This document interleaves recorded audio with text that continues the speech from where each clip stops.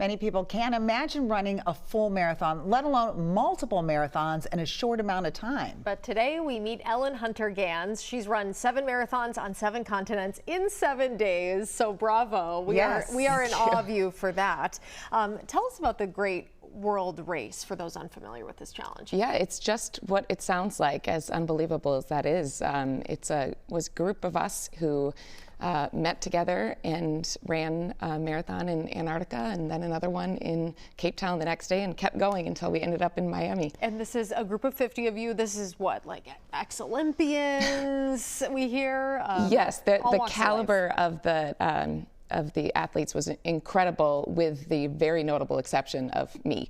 My row on the plane for that week was full of people with world records and Olympic medals, literally, and then there's me.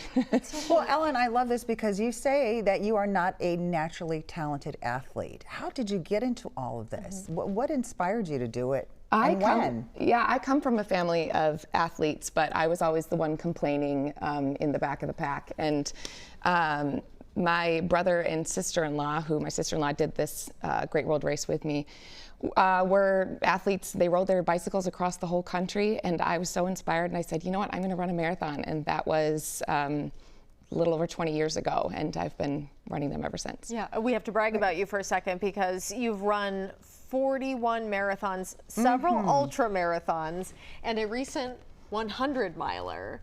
Yeah. How was that? People cannot imagine doing that. The 100-miler was pretty brutal, actually, as you would expect. I mean, I don't think you go into them thinking this is going to be, a relaxing weekend. Sure. Even as a marathon. Yeah, absolutely. I found out my problem is I'm not very coordinated to begin with, and complicating circumstances with my condition that I have, I was just yeeting myself into the pucker brush left and right, falling all over. So, and we do want to double click on that and get into that, but tell us about the book before we do. You wrote about your experience doing the 7 marathons on 7 continents. Yeah, I've been a writer my whole career. I'm a freelance contract writer, and so I knew I wanted to capture this event. But for me, it wasn't even about my experience. I had the privilege of interviewing a lot of the fellow participants, and it was clear to me immediately that I was by far the least interesting person in this group, and their stories are incredible. Such obstacles and stories of survival, and I was so privileged to be able to capture those and interview folks. Yeah, I think you're selling yourself short, because I think your story is pretty incredible too, and you've been doing all this. Listen, let's throw in an Ironman marathon in there too that you did. But can you talk about, you were talking about that you have a condition, Ehlers-Danlos syndrome? Yes. And maybe explain to people what that is, which makes it even more remarkable what you've accomplished. Well, thank you. It's a connective tissue disorder that you are born with. It's genetic, and it's really, at this point, still very misunderstood. It's extremely rare to be diagnosed with it, but a lot of experts suspect that it's not actually all that rare, but it affects every part of your body, your joints, and in a lot of cases can have impact on organs, and it's amazing how many different things it involves. But the simplest problem is that the tissues that are supposed to hold your body in place, in my case, are not as strong as they should be. So that makes me much more injury prone. It's something I have to be aware of. Back on everything you've been through differently with that lens. It took you a long time to get to this point, to a diagnosis, and you said that is common for people with Correct. this. What is the average time people wait? Well, there's research. It's difficult to pin down, but from the first time that someone is experiencing symptoms and seeks answers,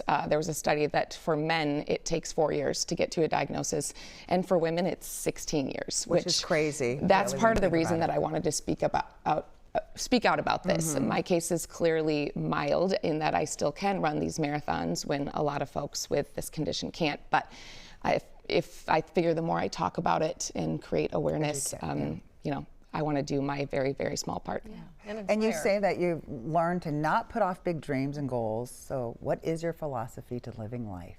Yeah, you're living it out loud. I think it's not very eloquent, but if you can do the thing now, do the thing now, whatever that is. And I say in the book, maybe it's, you know, read an extra chapter with your kid at night. And I lost my father last fall during the editing process of this book as well, after a long journey with Alzheimer's. And that was another factor, that and combined with the fact that my condition is typically degenerative. So the idea is it doesn't have to be a marathon, but whatever that big goal is that you've been putting off, if you can make steps towards it, literal or figurative, why not? And all the marathons are very impressive too. Yes, they all are. of that stuff. How can people follow you and find this book? So they can go to 7marathons.com, the word 7 spelled out, or 7marathonsbook.com, and that's where there's more information about the book and to find it. And I don't really do much on social media, but you can find me there at Ellen Runs the World. And I like that handle. Yeah. So amazing. Well, thank you for very coming inspirational, in, sharing Ellen. your Thanks. story. Thank you. Thank you for having me.